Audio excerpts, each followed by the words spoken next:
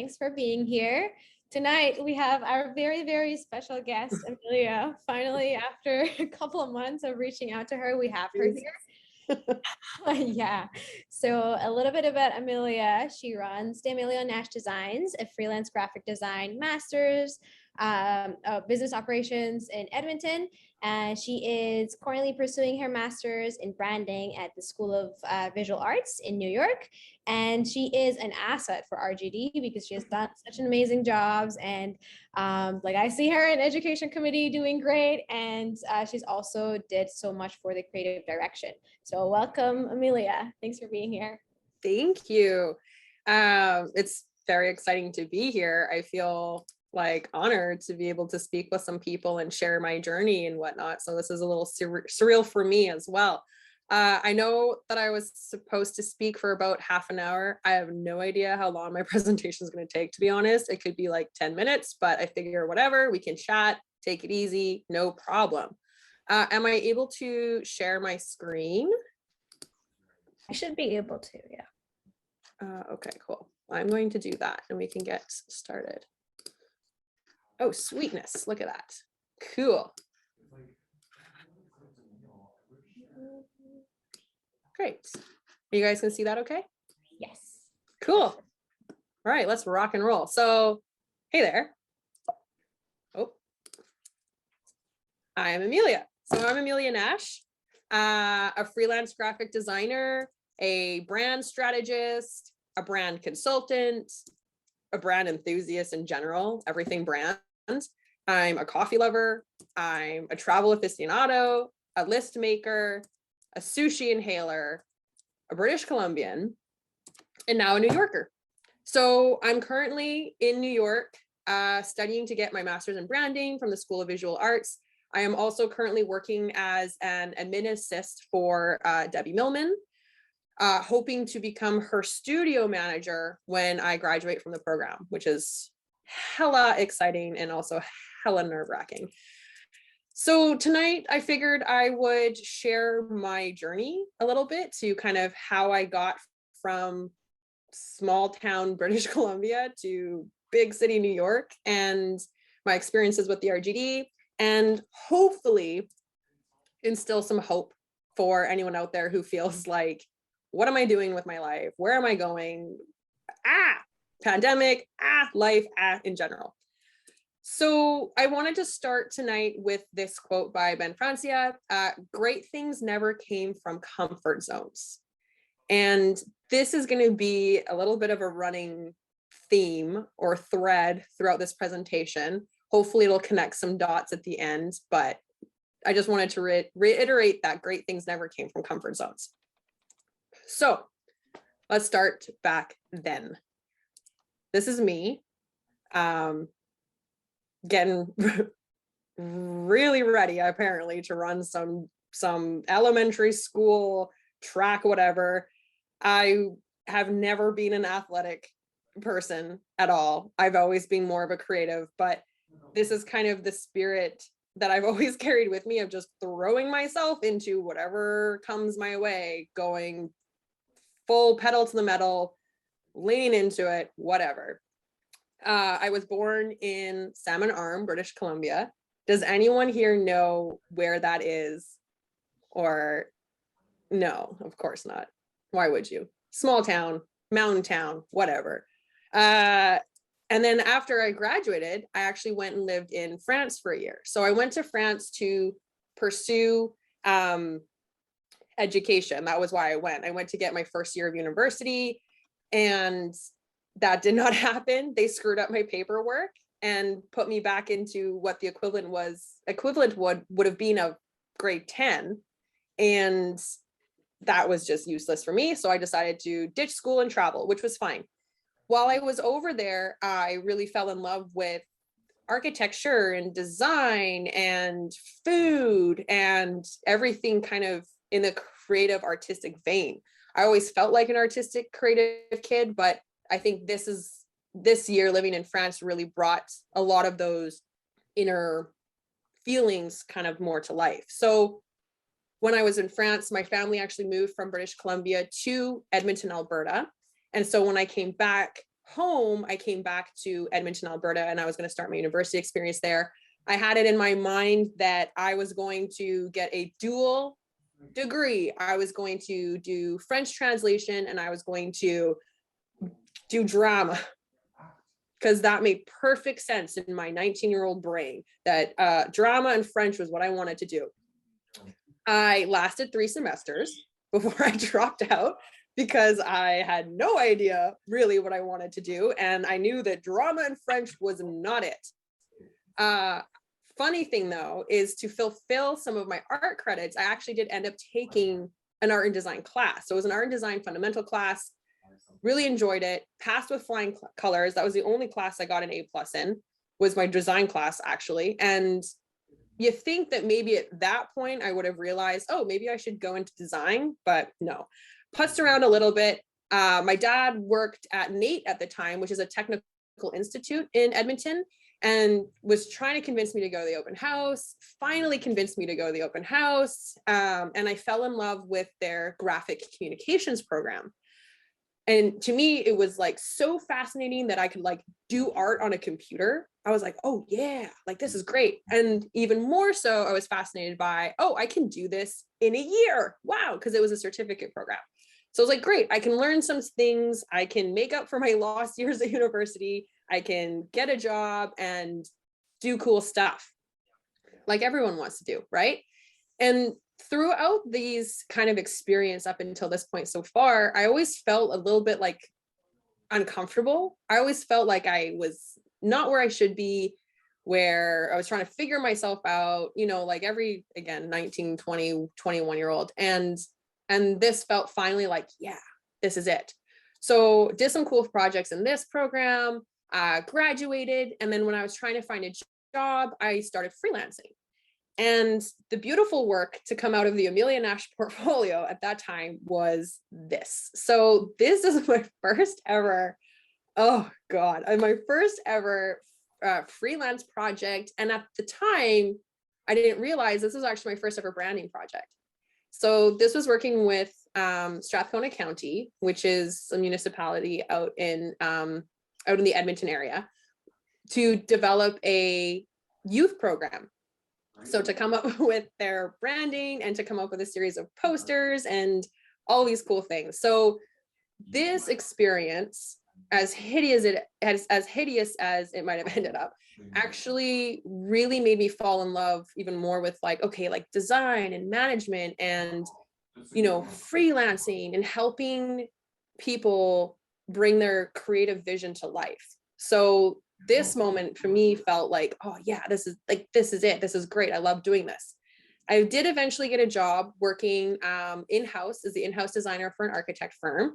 And these were kind of the buildings and the things that they were putting together. Being the only in-house designer for this architect firm meant that I was also the photographer, the social media rep, you know, jack of all trades, as we typically are as in-house designers. And so this was kind of a shift in some of the work that was coming out of this experience in my life. So doing some more photography, putting together promotional items, really bland, boring collateral. So I worked with them for a few years and hated it. Again, not because of what I was doing, but because of kind of the people I was working with. I didn't have, obviously, a sense of control in what I was doing. I was not regarded as a professional in my field because I only had my 1-year certificate. So these feelings of discomfort and being uncomfortable in what I was doing started to creep up again. And I was like, okay, what do I need to do next? I need to move on. I need to get a different job. I need to expand my skill set. Trying to find work in the Edmonton area with my certificate got me nowhere. I was always beat out by the diplomas and the degrees by other applicants. And that kind of led me to be like, well, I guess I'm going back to the University of Alberta. So I applied to their Bachelor of Design program and got in, which was great. I guess my NATE experience and my youth rock portfolio really impressed them enough to get me back in, and decided to pursue that. So I spent 4 years again. the U of A. Sorry, Michaela, did you say something? Oh, I'm so sorry. No worries. I just wasn't sure if you had a question. I was like, please fire me a question if you need one. So I spent 4 years at the U of A getting my Bachelor of Design, and my major on business marketing. So the business marketing aspect kind of came into play from my experience freelancing, and I wanted to know more about like managing, and I wanted to know more about how you can combine kind of the artistic creative of design with like business and marketing and culture. So I did that, and then this was the kind of work that was coming out of that program, where personally I think much better than my youth rock days, but that's okay. So this was really fun, where again, I got to play with other brands. I got to experience so much more like research and understanding, and really kind of expand my skill set, and really expand just everything I was learning about brand. Then after I graduated that program, I got a job in this building working as the in-house designer on a team in the marketing department. So I was like, yes, I've made it. I'm working for an insurance company in their marketing department in a big building downtown. This is fantastic. This is the kind of work we were creating, obviously, customer journey mapping documents, icons, basic brand collateral, basic whatever. Our responsibility in the marketing department was to, keep the look consistent and develop more like promotional items. So I was there for a couple of years, started to feel uncomfortable again, where I was like, there has to be more to like my skill set than this. I'm not happy doing this type of work. Same kind of feelings were erupting, where I was not being considered an expert in my field and treated as a production artist. And I knew that I wanted more than just do production stuff. I wanted to integrate business marketing. I wanted to develop, concepts. I wanted to advance the brand as a collective. So I was, kind of unhappy in that place in my life. And then the pandemic hit March 2020, and we all got sent home. And it was at home I was working, doing this stuff on repeat, day in and day out. And I was thinking, if tomorrow is the end of the world, is this really what I want to be doing? Like, if this is Armageddon, is this it? And lo and behold, those feelings of discomfort came back again. So what I did, like any sensible, logical, rational person would in the middle of a pandemic, was I quit my job to pursue freelance full time. Because up until this point, I had been working freelance full time, and decided that was going to be a more enjoyable option for me to continue to pursue these types of projects. So this was the kind of work that I started doing. I started working for startup coffee companies. I started working for podcasters who needed branding. I started working for inspirational speakers who needed branding. And this was really fun. And this was like the type of work I wanted to do. And the more that I did this type of work, the more and more and more and more I realized, like, okay, branding is where it's at. Branding is what I want to do. I love systems. I love complete projects. I love hearing what somebody needs and bringing that to life. On top of all of this, freelance stuff I was doing, I also decided to dabble in products a little bit. So I created a pin set from some like iconic Edmonton landmarks. I called it Yag Swag because I thought I was so clever.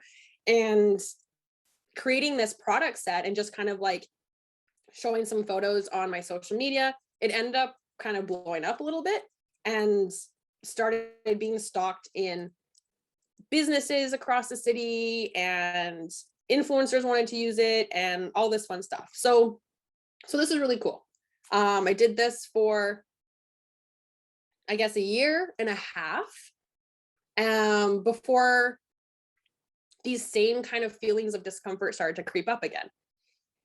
And I was feeling like, okay, I'm cool doing these startups. I'm cool doing these like mom and pop shops. I'm cool doing some of these like products on the side, but what's next? If I want to start really expanding and really growing and really working branding the way that I want to work it, start getting bigger clientele, maybe I need more education. So I contemplated what my next step was. And I was listening to Design Matters by Debbie Millman, when at the end of the program, she talks about how the recording is in the, you know, Masters in Branding Studio, School of Visual Arts, yada, yada. And I was like, that could be it. That could be something I do. So I thought, okay, I'm going to apply for this program and see what happens. So I applied to the program, and on top of kind of everything else that I was kind of dabbling in, I started a podcast. I went all in with my social media, and then I got accepted into the School of Visual Arts. So this was that kind of pivotal moment for me where I was like, okay, now I need to like figure this out. I did not think I was going to get into the program. I got into the program, and now I have to move to New York City. So that was a really crazy journey, but all of these moments kind of led me to that point. So now I'm eating way too much pizza. I'm getting my master's in branding from the School of Visual Arts. And I'm working as an admin assist for Debbie Millman in the branding studio. And all of these moments and all of these days of discomfort have kind of led me to where I am today. And through that, I was always thinking that being uncomfortable was supposed to lead me to the end of my journey. I always felt that being uncomfortable and trying something new, or, you know, forcing myself to create different things, or jumping from job to job, I always felt like this discomfort was a bad thing. I always felt like being uncomfortable was because I hadn't found my place yet. And being here and going through this program and having conversations with Debbie, I've actually realized that this is a process of discovery through the discomfort. So being uncomfortable and trying different things and trying to find your place is actually part of the process. It's actually part of the journey, because when you're uncomfortable, it's a sign that you're ready to grow. It's a sign that you're ready to expand outside of your shell and move on to the next phase of your journey. And this was something that nobody had ever taught me. I'd always learned in school. I'd always learned through life that go to school, get a job, die, essentially. I don't know, maybe you guys are living in more optimistic times, but that was always the process that I was taught, right? Where it's like, find your niche, find your style, get your job, boom, done. And I think being uncomfortable is honestly a really beautiful thing. So the one thing that I would say to this eager beaver, not ready to run a race because she's not athletic, would be just to keep the same mentality and lean into the discomfort.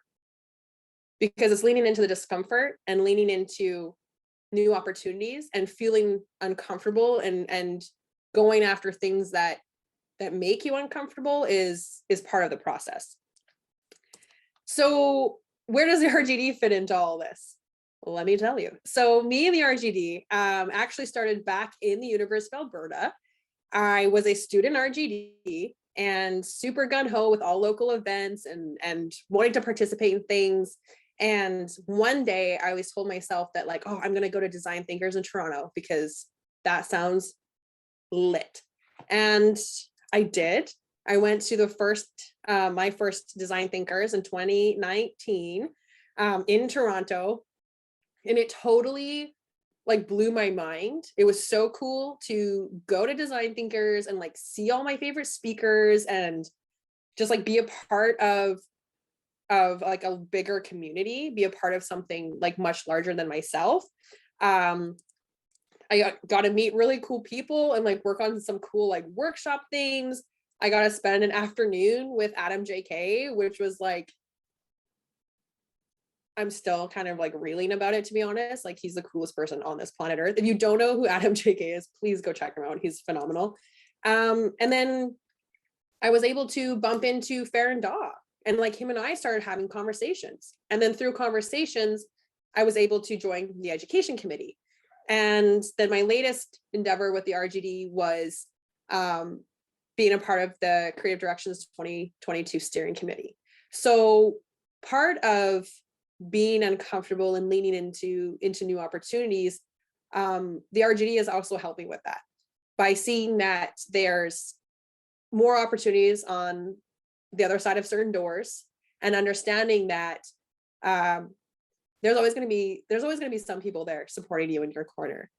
And I'm not sure what's next with the RGD, but I think it's been a really great place for me to be involved and to connect with people and lead me on certain other journeys. So through all of that, another quote to round off this weird presentation by Carl Sagan is, "I don't know where I'm going, but I'm on my way." And I think that this has been another pivotal piece for me in knowing that, again, it's all part of the process. Being uncomfortable is part of the process. Leaning into your discomfort is part of the process. And it's not a destination, it's a journey. And you might not know where you're going right now, but know that you're on your way. And every moment of discomfort you might come across is actually a moment of growth. And thank you. If anyone wants to connect with me, you can do so social media at Amelia Nash Design, email me, check out my website if you're so inclined. It's currently under construction right now, but we'll be dealing with that shortly. Anyways, thank you. Thank you so much, Amelia. Perfect timing, because you were worried about if you're going 20 minutes or not. But yeah, thank you so much. I loved a couple of quotes that you mentioned and like talked about. I really resonated with it, especially with the discomfort. So yeah, it was very inspiring. Thank you so much. I guess we can start with the Q&A. And let's see, does anybody has questions from Amelia? Oh, Rupsh's hands up. I'm always that person. That was great, Amelia. I think it was totally worth the wait. And thank you again for taking the time out of your spring break to do this for us. I noticed a couple of weeks ago you were doing a survey on small business owners. Can I ask what that is about? Yes. I think so. If not, I can ask a different question. No. I mean, I'll I'll be uncomfortable and ask for forgiveness later if I get in trouble for it. But yeah, okay. We are at school here. We're actually working with Adobe to create a campaign for small business users with Adobe products. So that was part of our desk research, was to kind of get some feelers out there to figure out where small business owners are struggling and where Adobe might be able to step in and help. So that's been really fun. Even being able to work with certain types of clients throughout this program as well. And Adobe is one of them. So it's been wild, but that's why that survey went out there. Very exciting. Yeah. Again, thank you. And I hope to connect with you again in the future more. Oh, yes. I don't think you have to worry about that. I'll come find you. Okay, that's great. Michaela, do you have, I don't know if I said your name right. You have a No, question? that's right. Yeah. Yeah. Hi, Amelia, and sorry for interrupting. I Oh, didn't no realize worries. my mic was on. But No worries. I'm curious about why you decided to go back to school for a master's, opposed to there are so many online programs that do brand strategy. So I'm curious, like, why you decided to do the actual like formal master's opposed to an online course. And I'm also curious just what you're even doing in the master's, because what kind of projects are you working on? And yeah, just to hear a little bit more about what you've been learning. Yeah, totally. I feel like maybe I have a bit of an extremist attitude where when I'm feeling uncomfortable, like I will throw myself into the most ludicrous situation possible. So to me, doing a master's in branding at, SVA with Debbie Millman, to me was like, yeah, I'm going to apply for that. I think part of me wanted to do an in-person program because I feel like I function better in person. Online learning is like fantastic. It's great. It provides so much opportunity for people. But for me personally, I feel like I learn better when I'm in a more tactile environment. I also chose this program to apply to because I knew that branding specifically is what I really wanted to do and really wanted to focus my career around.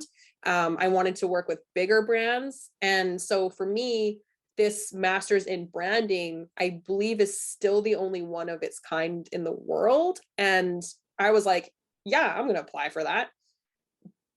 Did not think I would get in, and now I'm here. So that was I guess just that journey or that process in general.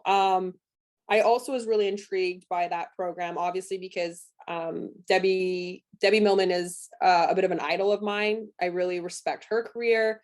I think what she's been doing with the design industry has been really cool. And seeing the caliber of projects that you get to work on in this program, to me, sounded just so fun and so worthwhile.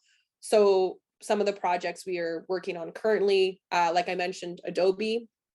So we are building a brand campaign for Adobe right now. We're also working with the school university or something university of New York, some New York university. Clearly I'm super Canadian because I don't know any of these locations, but apparently it's a big deal. Anyway, so some university of New York we're also working with to rebrand their humanities center. We have to do a bunch of like case studies for popular brands. Last semester we did Peloton. We had to do a big case study for Peloton. So that's just the kind of the caliber and the quality of the work and the projects that we're doing. And that really appealed to me because I did want to get my foot in the door with working with some bigger names. And I felt like that was something I couldn't do like in my current position, working in Edmonton. So I hope that answers all of your questions. Okay, cool. Okay, Madeline, a question? Yeah, so I thought it's amazing all like your side projects too that you've done with like from the pens to the podcast. So I guess my question is around like your own personal work and your own like fun like side projects. Do you have anything else that you want to try doing? Any like new mediums, new programs? Like what like makes you excited right now and like your personal work to try? Jeez. I know it's a loaded question. Yeah. Oh my gosh, like everything. I really want to get back into printmaking, to be honest. Like I would love to do some printmaking again in the future. I dabbled in illustration for a bit. But yeah, that's an excellent question. I don't currently know. All I'm really excited about is maybe just getting some more sleep when the program finishes. To be honest, maybe that'll be my next side hustle. My next passion project will be like a full night's sleep. That would be great. But yeah, that's a really you're making me think now. I have no idea. But I'm excited for whatever craziness I decide to throw myself into next. No, totally. I know it's a hard question when like you're already in so much stuff being like, what else do I want to do? Yeah. I guess another question I had was about working like as a Canadian in Mhm. America. Like, do you want to stay in America post grad and work with American brands? Do you see yourself like kind of being a flip flopper, like as far as that goes? I consider myself a spy for the Canadian design scene. I kind of, one of my missions here is actually to elevate the Canadian design scene while I'm here. Just because of like, I mean, obviously the RGD, and there's such cool work that's produced by Canadians. And I feel like we're constantly slept on because we're Canadian, you know? And so I think that if I can do that while I'm here, that would be phenomenal. I also really love New York. I had never been to New York when I actually moved here, so that was like a bit of a culture shock at first, but I honestly love it here. Has anyone who's been to New York? Has nobody? Nobody? Okay, Rupsha's been awesome. Like, oh yeah, Kendra, cool. I mean, the pizza. Like, come on. Anyways, so I mean, that's probably the thing that's going to keep me here. But depending on, I guess, job opportunities and whatnot, like they have expressed to me that they would like me to stay on as a studio manager when I'm done my program. So the opportunity to stay here is present. I think I would like to stay here for at least a couple more years to build up some connections and network, but I'm almost more, I think, excited to work with like Canadian companies and work with Canadian businesses and elevate like Canadian designers in that sense. So like I said, I consider myself like an undercover spy or something, where I'm like, I'm here in New York working, but I'm really here to like, you know, up level the Canadian design scene, because I just think it's so important. But yeah, so who knows? Maybe I'll stay, maybe I'll go. It really depends on what opportunities are available when I graduate. Yeah, it goes back to I don't know where I am, but I'm on my way, right? Hey, yeah. Absolutely. Absolutely. But yeah, I think that's, I mean, bar none, that's the biggest lesson I've definitely learned these last few years is, like I said, it's being uncomfortable with where you're at is the best place to be, because it means that you're wanting more, and it means that you're ready to grow. You're ready for the next step. So I think too many people assume it's a linear path, and too many people assume that you're supposed to, you know, point A, point B, point C, when the reality is just like throw yourself into whatever is around you and go for the opportunities that present themselves, and understand that being uncomfortable and being in discomfort is actually where you're meant to be. You don't know where you're going, but you're on the road. So see what comes up next. Yeah, awesome. Anybody else has questions for Amelia? Don't be shy. I don't have a question. I just wanted to take the time to say thank you for saying, well, all your whole journey was really inspiring, and just mentioning that you don't know where you're going, and to lean into discomfort and everything like that, because I feel like that was my whole journey with university and college and design and everything like that, that my life is a existential crisis. And I just don't know what I'm doing, but I want to do art, so here I am. But yeah, thank you. I didn't know I needed to hear those words, but I did. You're welcome. Yeah, life is one big existential crisis, especially as a designer, especially as an artist, especially as a creative. But that, I think, is part of the process for sure. So thank you for your kind words. I'm glad I could help to some degree, I guess. I have one more quick question for you. I'm wondering, like, when you were starting your freelancing, what did you find really kind of pushed getting started, really? Was there specific platform that you found worked really well? Was there anything within a certain platform that you were like, oh, this is working? When you say platform, do you mean? I mean, like social media platforms like Instagram versus like Behance or Dribble or any of the above? No, actually. Okay. So again, probably not helpful. Sorry. Well, But in when its I, own way. yeah, when I got started, it was actually through like word of mouth. Like I Okay. had basically told all my friends and family, like, hey, I'm a business owner. Ooh, look at me freelance. Total BS, but it worked. Some Yeah. people started contacting me for jobs, and that's kind of how I got the gig with Strathcona County was working was just through like a friends and family kind of reference. And Mhm. and then every project actually that I've worked on freelance has been like referral, has been people just spreading the word of me as a designer essentially.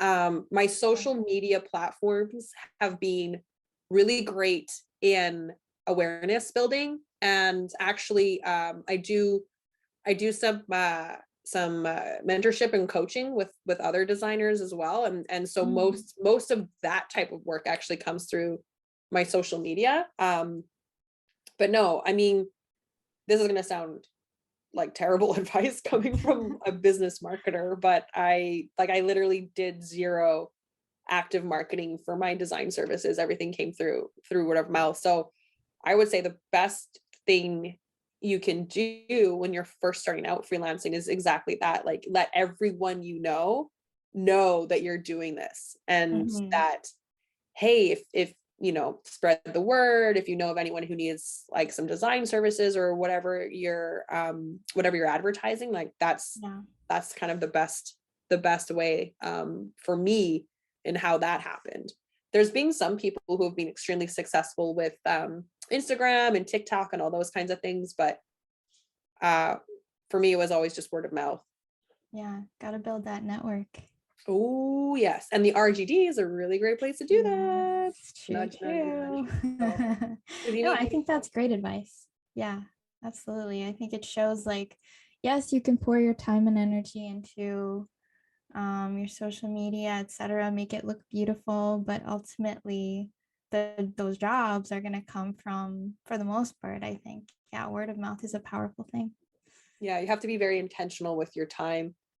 Mhm. If pouring your time into social media is getting you those clients, then obviously that's a really great marketing tool to continue using and to continue putting your time into. But if you're not getting the majority of your clients from Instagram, then it doesn't make sense from even just like a logical equation standpoint to put time into something that's not giving you those returns. Yeah. So yeah, I mean, and it works great for some people. I just never did it that way, and yeah, I seem to be okay. Sometimes it's a chance thing.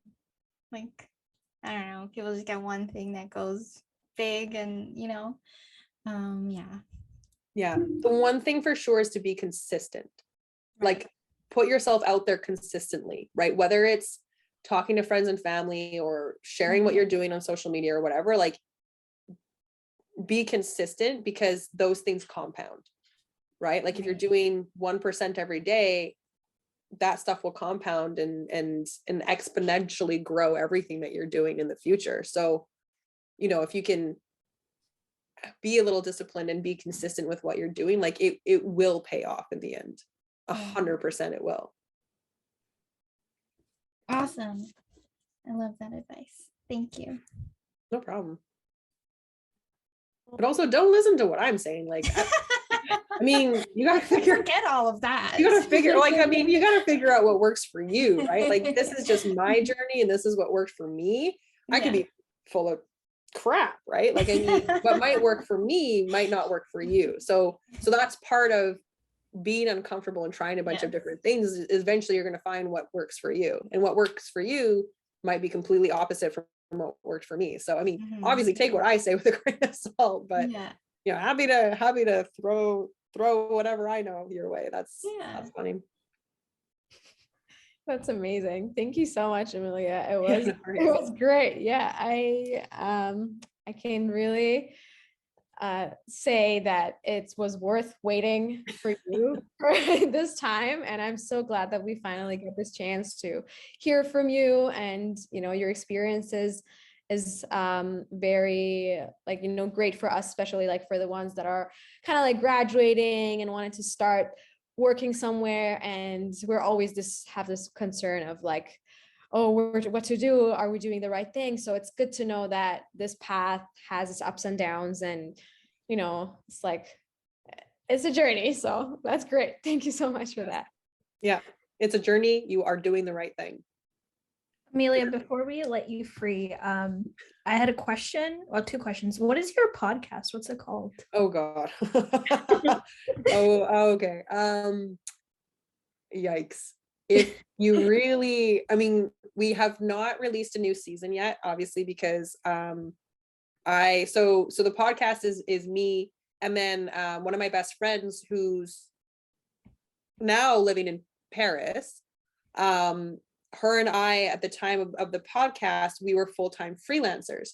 So we started this podcast to kind of like share our experiences and give advice to other freelancers. So it's called the Attention Podcast. So ATTN podcast. And there's one season right now. We started it last year and have not released a new season because obviously I moved here and life got crazy, and she moved to Paris and life got crazy. So hoping to revisit that at some point, because I actually really liked podcasting. I really like being able just to clearly I'm a talker, so I really love being able just to talk and share stories and stuff like that. So if you really want to check it out, by all means go for it. But yeah, nothing new on there currently. But like I said, like on the screen, these are the ways you can contact me. I'm like, I really encourage you, if you have other questions or whatever, please do reach out. Like, I'm always trying to kind of pay it back to the design community. I had tons of help when I was a student. The RGD has been such a phenomenal experience for me to build community. So if you have questions, please email me. Like, I'm more than happy to help. I'm more than happy to like hop on a call if you need to talk anything out, whatever. Like, I'm definitely here, and I promise I will respond sooner and get on a call with you sooner than 3 months. I promise. I'm putting that on if this is still being recorded, it's on recording now. I promise that I will respond to you in a timely manner. and yeah, so. And speaking of recordings, so we usually record these to like share them like broadly with the RGD student student members. Are you okay with us sharing this recording publicly? Yeah, of course. Okay, great. Thank you so much. Yeah, no worries. Amazing. Thank you so much, Amelia. We're just gonna start talking about like what we do all the time. I don't know if you want to stay or not, but You want me to leave? Am I being kicked out now? No. Oh my God. No, I know you're very busy, and you should definitely go rest, because you mentioned you don't sleep much. So no sleep. Cool. Great. Well, thank you. Seriously, thank you so much for having me. I'm so happy that I was finally able to be here, and I really appreciate you guys being patient with my crazy schedule. This was awesome. This was so much fun. And please, everyone, reach out. I'm more than happy to help in any way that I might be able to. And obviously, if anyone's in New York, like, please hit me up.